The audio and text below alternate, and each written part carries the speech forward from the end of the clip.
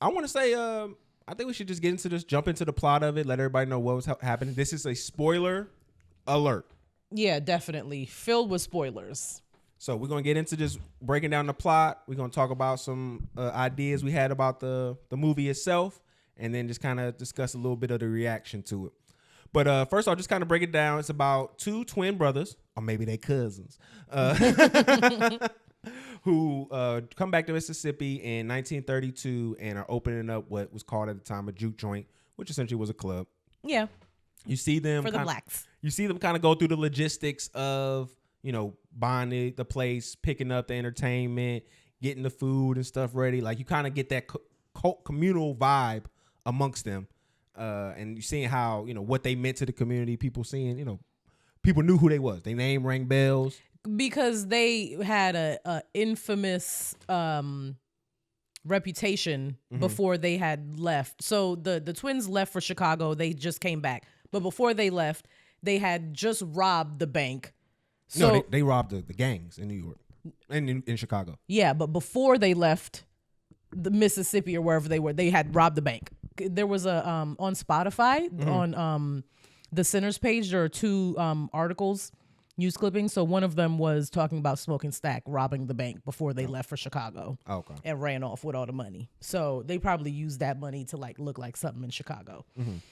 But what were you saying? No, they got that. Basically, they were getting everything together. Once they start having the party, you see kind of like, a good scene of probably one of the most powerful scenes in media in the last 10 years, I want to say, in regards to that musical scene where they kind of do not reenacting, but they show the embodiment of culture over time, and they show where music, how that kind of bleeds over. So everybody. Sammy is performing a song, and that boy got an ancestral voice. Oh my God. Ancestral voice. It's so amazing. It's like deep, but it's smooth. It's so good. So he's singing a song about how he loves the blues and he's lied to his father because his father's a pastor. His father wants him to follow in his footsteps, but Sammy absolutely loves the blues and that's what he wants to do. So he's singing a song. And in the beginning of the movie, there's this little like cartoon of long back in the day, there are these people who have this musical ability that is able to like heal their community, is able to conjure ancestors. The Irish call them this. The Africans call them this, So Sammy starts playing and he's obviously like, he has that power. He has that gift. While he's playing the guitar, you see like African tribal dances and you see like I think it was supposed to be Sun Ra. It was like an Afro-futuristic moment. Then you see like DJs, like the hip hop, and then break dancing, and you see girls twerking next to the African lady who's doing like the same kind of movement, but it's a little bit different. Obviously, it's meant to say that like we've always been doing this. It was my favorite scene in the movie, and it was a little bit early on in the movie, and during that scene I had two streams of tears going down my eyes because I am wildly emotional, and I was just so happy that like Ryan exists and he had the money to do this. Like that was simply it. I was like, I love when black people are able to create things because look at what we get. It was gorgeous. And in that scene I was like, we're gonna come see this again. Like I don't care what happens in the rest of the movie. So then the movie kind of bleeds off to the more horror aspects. They kind of attract the vampires with the music. That one song, yeah. Yeah, then they essentially get picked off one by one, being turned into vampires, ending up with a final battle between like half the people that were remaining, and it ends in just essentially the sun rising. All the vampires, for what you think for the most part, are killed. And then there's a glorious scene at the end that I was so disappointed in our theater when we first went to go see it, where Michael B. Jordan slaughters a field of racist white men. And I think every movie should end like that. I think like every movie just, even if there's like no black people in the movie, like a black guy should just come out of nowhere and just annihilate a bunch of racist white men, just mow them down. And then, like I said, I was assaulted by our theater. Nobody clapped. I'm over here trying to clap. I'm trying to wake it up, and niggas looking at me like I'm a psychopath. There was somebody who was clapping in the second theater. Yeah, the second time we went, there was somebody else clapping, but Yeah, I did a little, but like I think clapping in the movie theater is obnoxious. niggas clapped when Thor came, and he didn't do shit until afterward. So if Thor can get a round of applause in the movie theater, I think Michael B. Jordan shooting racist white men should get an applause. No, I thought 10 times out of 10. I agree with you. But I think overall, like I said, I think we both enjoyed the movie. I think it had a lot of good, like, just scenes, elements. Too bad we weren't able to see it in its IMAX, I believe it was supposed to be. It was like a 70 millimeter Kodak film thing that you're supposed to see it in, but there aren't a lot of theaters that show it in that format. So unfortunately, both times we saw it, we weren't able to see it in the format that Ryan intended for us to see it in, but still we were able to support, which was great. So, I mean, one of the themes I think we both pretty much agreed on with this one was kind of obvious. Like, this was like, I don't want to call Ryan a hotep, but this was like essentially like a hotep fever dream in a little bit in regards to like the first half of the movie. The first half of the movie was like a time period. Yeah, but it was a hotep fever dream because it was romanticizing black entrepreneurship and things of that nature. The reason why I say that is because the overarching theme that I acquired from, and you agree with me, is that integration kills culture. I agree with that part. I didn't agree with anything you said before that. I said all of that that's all surmises from it. But like I said, integration kills culture, and the vampire was the embodiment of integration. If you kind of watch the video, even when they first reached the juke joint, right? So when they start playing their music, there's only 3 people who enjoyed it: Stack, Mary, Cornbread. All of these people have a reason to want integration. Stack is a pimp who wants to be in love with Mary. Mary wants. Yeah, Stack is just loves white people. I feel like. I don't think he necessarily had a love for white people. He obviously loves Mary, and he's open to integration because he already loves a white woman. And he would benefit from. That's what I got from it. He would benefit from it. Yeah, and was raised by a white woman, low key, Mary's mother. And then I think he's generally empathetic to his oppressor. And then if you go, like you said, what he said with his father too, he was empathetic to his oppressor. When he was talking about his daddy beat him, but it wasn't his fault, I was like, yeah, you're empathetic to your oppressor. Also, too, the first people who all changed into vampires once they got to the juke joint were all. You can start from the beginning of the movie. Everybody who turned into a vampire through the movie were people who were susceptible to integration. Though, yeah, of the main cast. So Mary was even the white people, the Ku Klux Klan people. Yeah. So Mary was of like our cast. Yeah. Well, it starts off. She was the first one. Let me break it down because I think it is interesting. You know why you can see this. So the first person who got changed was Mary, who is a white woman in this movie. She's part black, but it doesn't really matter. She's a white woman for this movie, and she was the first one to change. The next one was Stack. Stack immediately the person after. Who did. But in the midst of while Stack was getting changed, Cornbread goes. Changed. And the reason why I say Cornbread is somebody who's susceptible for integration is when you first see him in the movie, he's just trying to work, get his job done so that he can support his family. Yeah. Somebody he's not trying to shake shit up at all. He's not trying to shake anything up, and he just wants to be a working man and get his just due. Yeah, just trying to meet his quota. Generally, people like that are susceptible to integration because they can feed you a story of which you will, benefit highly from it. Which, again, I don't want to say a story like it's fake, but then you go after that, the Asian man. The Asian man is not within the community. They showed multiple times with that as well. You know what though? I think that is where that logic is a little bit shaky because he didn't want to leave. He was like, what's her name? Grace asked him to leave, and he was like, his brother just died. Like, these are our people. We need to stay and we need to help. And then she was like, no, these are not our people. Our daughter is at home. You need to get outside and get the shit so we can go. A reason why he's susceptible. Yeah. So I don't know. I just feel like he might be susceptible because he listened to his wife, but that's not his heart for real. No, I'm saying he's susceptible because he's outside of the black culture. Yeah. He is somebody who would benefit again from integration. Then you go into the last person, which was the wino. The wino is the person who is, like I said, when they talked about in the church about these people who are pushing away their families and things like that. The wino is also going to be someone who can be manipulated And the wino, the guy who was drunk, passed out. Yeah, they thought he was drunk, and he was the gambler. He was the guy who got slashed in the face. He was a wino, and he was a gambler. He was a degenerate, and he was another person. He was a sinner. Yeah, he was there another was a bunch person of sin. who you could use in the pathway of trying to navigate integration. That was messed up. What, when they threw him out? Yeah, then they realized that I think what's his face, Smoke took mad long to like run out after everyone ate the garlic and everyone realized nobody in here was a vampire. They should have bolted out that door to get that man, but then they just. I mean, it wasn't. They was just looking around a little bit. He had been outside for a minute, so it wouldn't have been no point of even doing that because he probably would have already been dead. And then they just happened to hear, Yeah, but he wasn't already dead. That was the point. I'm just saying, I wouldn't have been rushing. I wouldn't have been rushing to go pick that nigga I'd have been back like, up oh too. shit, let's go get him. And then to kind of like the icing on the cake, what invited all of the vampires into the house was the Asian bitch woman. Grace. Another person who was not a part of the culture who would benefit from integration. So she pissed me off so much. This has been like a thing on the internet is Grace and her decision to yell, "Come on in, motherfuckers." And whether she was justified in doing that or not. No, she wasn't. She killed the entire group because she of her killed own everybody. Bitch, you made one Molotov cocktail and then yelled, "Come on in." At least make a couple more. And only took one body.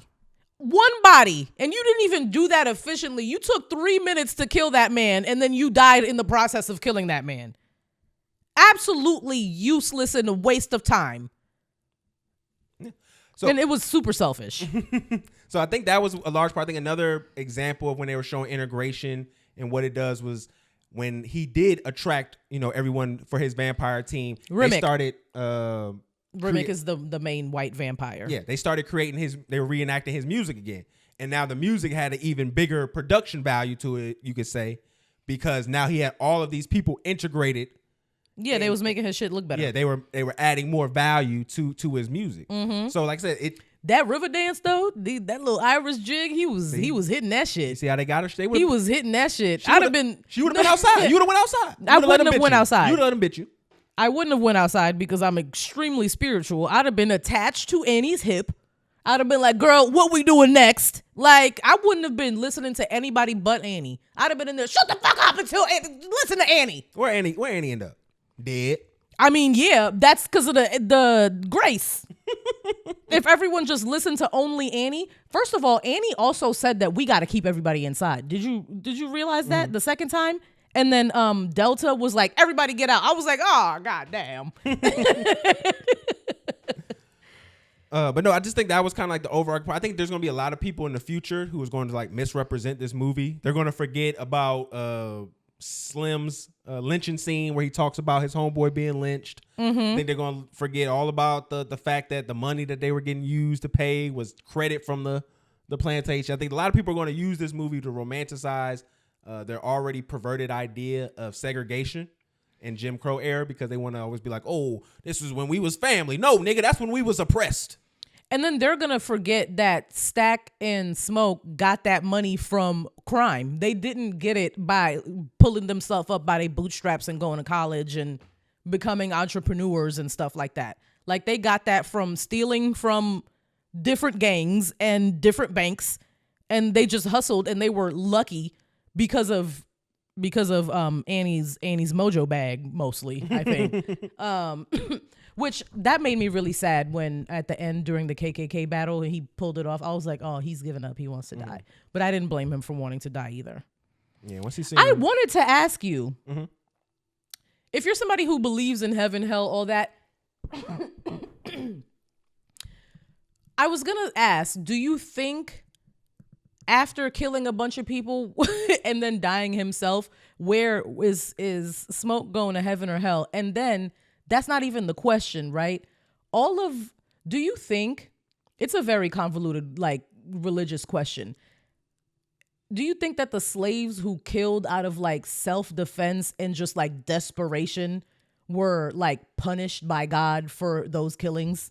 That's what I was thinking. I was like, I would hope not. Well, I'm an atheist, so I don't believe in that. It just, let's leave your atheist mind frame. I know, I just have to give that as a prerequisite. If I was to make an assumption, if I was going to go off of the Christian God, he is a petty God. So yeah, I would think that he would send him to hell. Yeah. I just think that like technically they would probably go to hell, but hopefully that if all of this is real and everything, there would be we not going off of technicalities. It's a lot of gray areas in morality, so But that's what I was thinking when I was watching the movie the second time. I was like, damn, is Smoke gonna be able to go back to the plane with his ancestors and be with Annie and his baby? Or is he gonna be somewhere being punished for all the like actual evil shit that he did when he was living? So then the movie kind of just ends with Preacher Boy living his life, becoming a, big time music performer. Yeah. And then he ends up running. He opens Perlene's. Yeah, He's obviously extremely successful. Yeah, he ends up kind of opening up his own juke joint. And then he runs into a Stack and Mary that are still alive after 60 years. And they look just as young as they did the day it happened. The night in question. And then the movie just kind of ends with a solo performance by Preacher Boy and Stack just kind of showing he's still the same guy no matter what, leaving the 200 on the table. Mm-hmm. It was a really good movie. Yeah, it was a really good movie. I think I was gonna say I'm glad that Sammy decided to go on his own path and not follow his father's and not do what Smoke said and just go back to the church and sing there.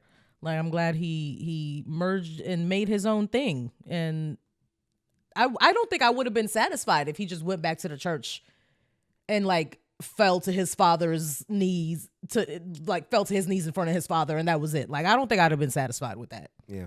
And did you see a lot of the people who were kind of like trying to talk down on the movie to try to get a little bit of clout? There was like a Hispanic content creator. Oh, we're not even gonna talk about that bitch. No, it was crazy because he tried to use the idea to plot. Oh, this is the same plot. Like, this hasn't been used multiple times.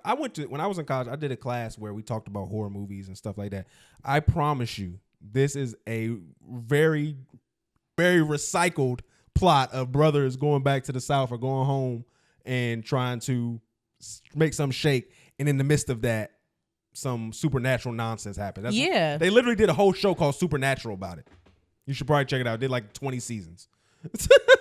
Also, the other one, the originals, and the one that was before that, Vampire Diaries. There's so many of them. With this same, you know what though? Speaking of Vampire Diaries, in Vampire Diaries, you know what pissed me off? I wished that they took this from Vampire Diaries and applied it to Sinners.